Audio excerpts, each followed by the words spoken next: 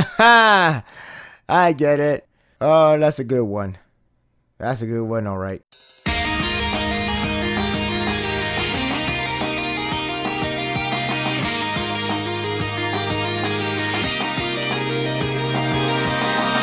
Many times I have said that this series is like a been there done that, only done really well. This chapter is another proof that a straightforward revelation can be done in a significant and intense way. It's nearer to the point where it can be considered a series that made what's old new again. And because of this chapter, as well as strong promises for the arc to comply, it's hard to not to be excited.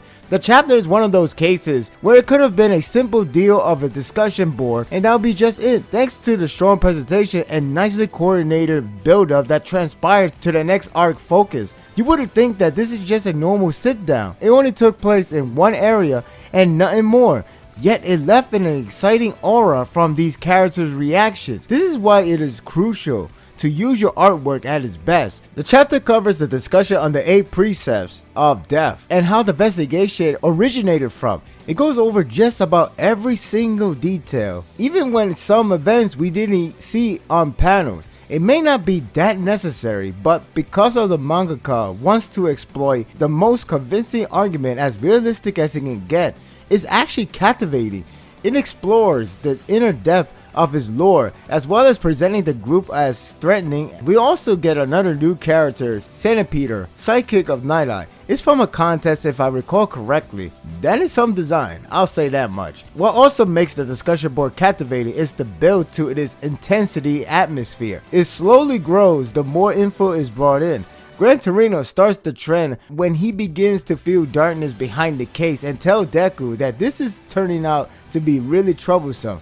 There are lighter notes, however, which do balance out the dark nature. It is interesting to learn about the Hero Network, an online service that allows users to view reports and request the assistant. It sounds like Blackboard from college. Fat Gum is one funny round guy. It's his design that really helps out the funny nature this series has.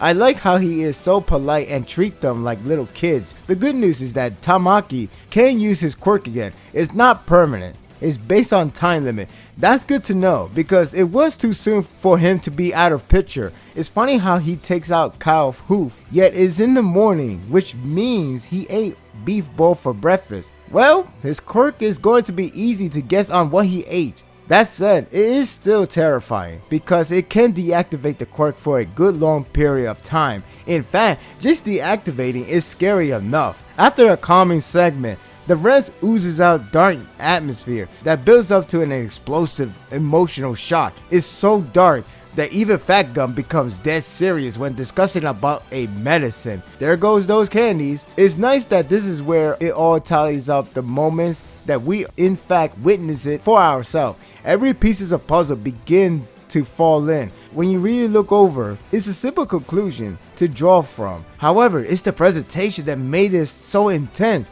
The medicine breaks the quirk rather than deactivating it because the latter is more of Aizawa's job and was kind enough to review the difference. This series is really educational in the sense of understanding every detail. That said, the medicine is worse than I thought because it suggests that one day it can kill off quirk like a living thing passing away. In a sense, it's the quirk that was fainted and needed recovery more so than being blocked to give the user its power. It's amusing on how Krishna got more credit than he expected since he technically helped them to retrieve huge evidence. I guess he really isn't ready for the large doses of heroism. Seriously, it leads to a big revelation that the content inside were human blood and cells.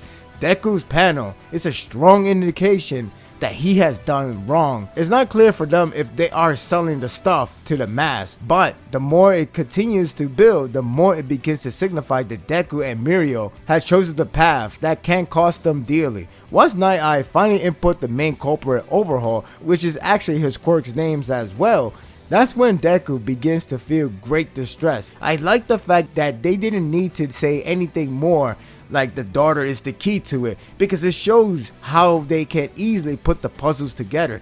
It not only shows their brilliance, but it shows how much they care about being a hero, and what they learn is now punishing them.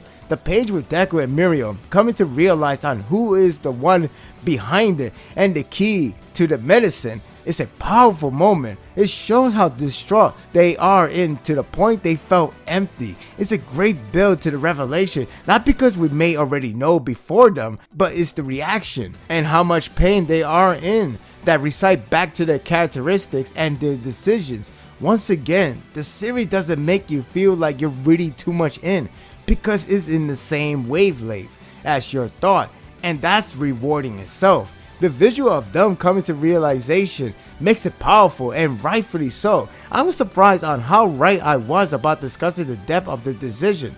Not to mention how Muriel takes it really rough. The atmosphere is filled with darkness that this series hasn't gone this deep before, and it won't be the end. It's not to say it will lose all the charm, but it will be more serious than you anticipated before. The reaction alone is a good indication. That or how Overhaul being portrayed as a ruthless father. Deku and Miriam recalled their hero's honor, and both of theirs has been betrayed by their own decisions. Deku let himself down for not being a great hero to save Eri because choosing the safer route, and Miriam let himself down for not being heroic enough to think about saving her as a top priority.